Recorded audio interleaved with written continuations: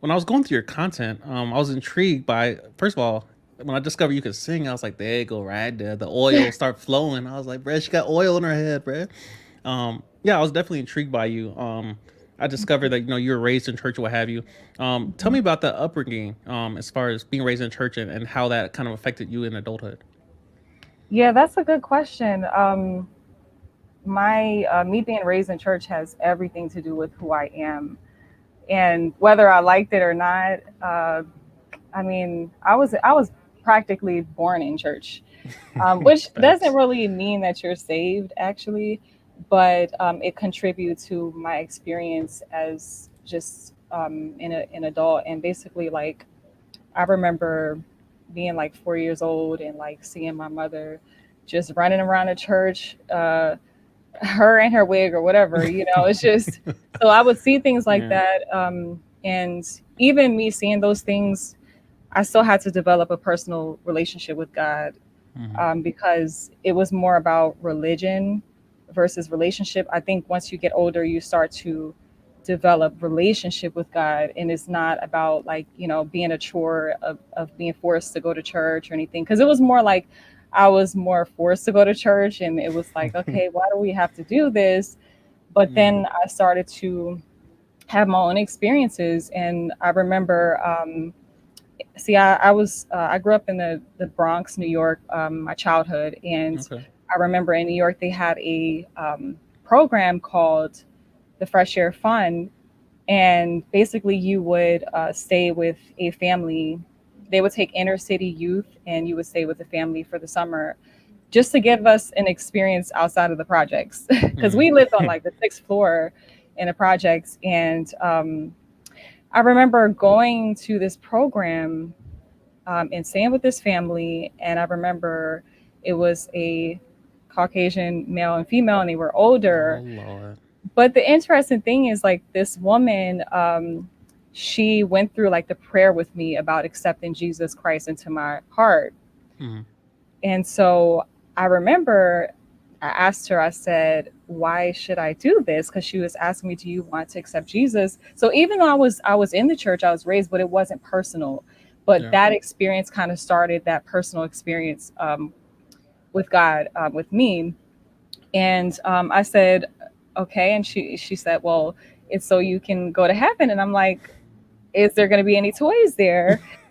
And she's like, you could just play with the clouds. And I was like, okay, fair enough. And so she went through the prayer with me.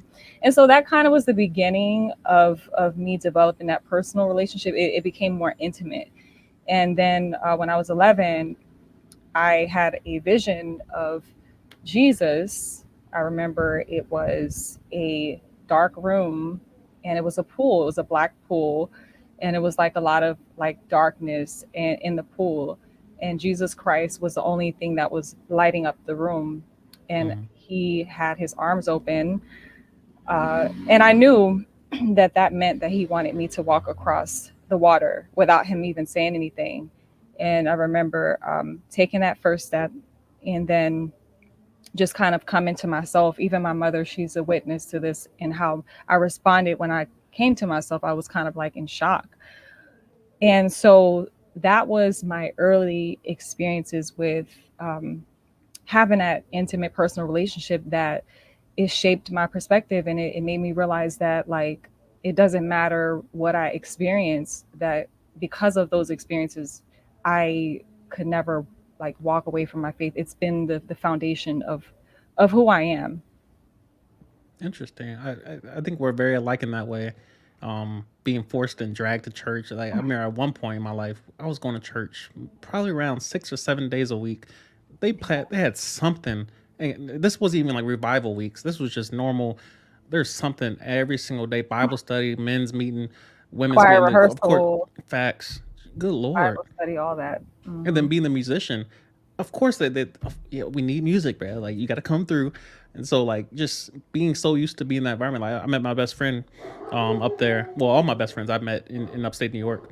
I wasn't in, Oh, okay. they exclude us from the boroughs. I'm like, if you're not in the boroughs, you're not a New Yorker. I'm like, You're bro, not a New Yorker. I've been on the subway, bro. You're not gonna put me out. But yeah, just having those experiences up there, and like being in church nonstop, you kind of becomes part of you. And so now, like, I will admit I've missed several Sundays at this point in my life, and it's just kind of, I personally love a praise break. I love internet church, Hmm. being able that I can fast forward and rewind and pause, and I'll be back, versus It's just sitting not in the same, though.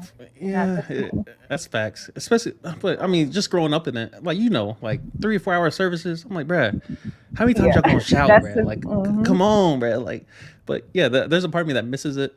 And every time I talk to my mom, she's like, bruh, find you a God fearing church. Find you a church that believes the Bible. And I'm like, I'll see what I can do.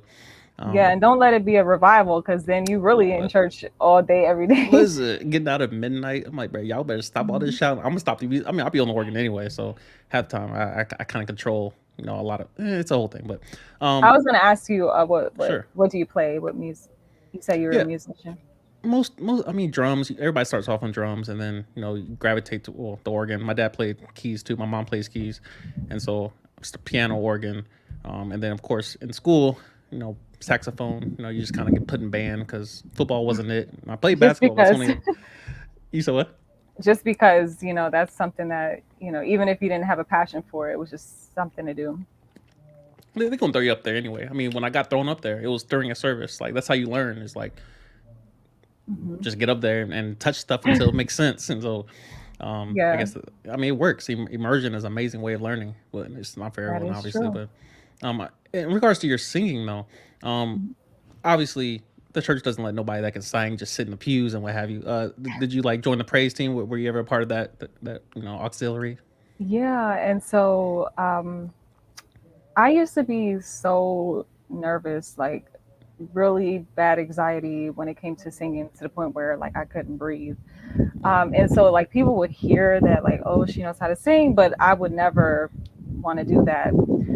So I started to push myself, and then my first, like, I guess major experience with singing in the church was I was singing with Hezekiah Walker's choir, LFT, Okay. um, and this was like 2008, Mm-hmm. and that was during the time that he was recording his album Sold Out, and so I learned a lot, but I learned also that I really appreciate the anointing, and that I can't depend on my own strength, because Mm-hmm. I dealt with so much anxiety and nerves that it was literally like I had to have like almost like a out of body experience where I'm just so dependent on God to really take control. But that if the church doesn't really allow for that, and it's more about like politics, or it's more about entertainment, then Mm-hmm. I couldn't even be who I am, or really just allow myself to let God use the gift. So I kind of was always looking for like a place where God can use me, and it's not necessarily about entertainment or politics, but or religion, but it's literally about letting God have His way. And so then I have a cousin who's a co-pastor, um, so I started to sing there, and they're very Pentecostal, Oh very wow. apostolic. So they believe in letting God have His way. Right, You know what I'm right, saying? right, right. It didn't matter if he was in the church for 10 hours or whatever. And so I was able to, kind of exercise that gift, and they would kind of just let me just flow in the spirit.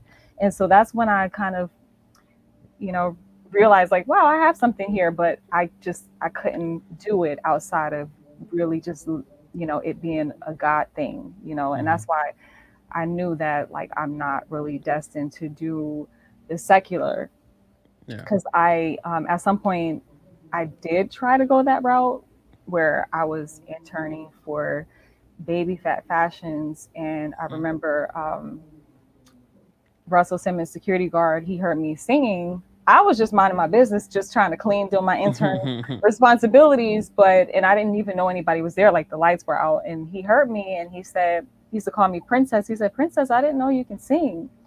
And I was like, "Oh, I didn't know you was listening to me." But he told me that he wanted to kind of work with me, and I feel like everybody under somebody they always have their like agendas, and they're always trying to do their own thing. So he Right. kind of was trying to do his own thing with music, outside of Russell Simmons. Right. And so he connected me with this local band who their names were Bungie. They were out Bungie. They were outside of they were outside of they were in New Jersey. They were like doing their thing in local thing in New Jersey and all that. In Philly. And so they were like really trying to produce me and all that stuff like that. And I did a great job, but I learned that my gift is better exercised in the church. And I know some people say, oh, like, some singers, oh, they need to sing in a church or Hmm. whatever. But it's literally, it's not even a matter of like my level of skill or ability. It's literally like I just can't do it without God. Like Yeah. because I struggle with the whole nerves and anxiety. Like, so I learned to exercise that gift just, in the presence of God and just really letting God use me. So those were some of the experiences that I've had. And so I truly believe, and that's why my brand is called Beautiful for Him, because it's like all about Him. Like I'm nothing outside of God. Even I can't even use my skills or abilities without God. Like I'm really dependent. And He's made me that way. I mean, some people they can do it, but it's just not the same for me. That's real. That's real.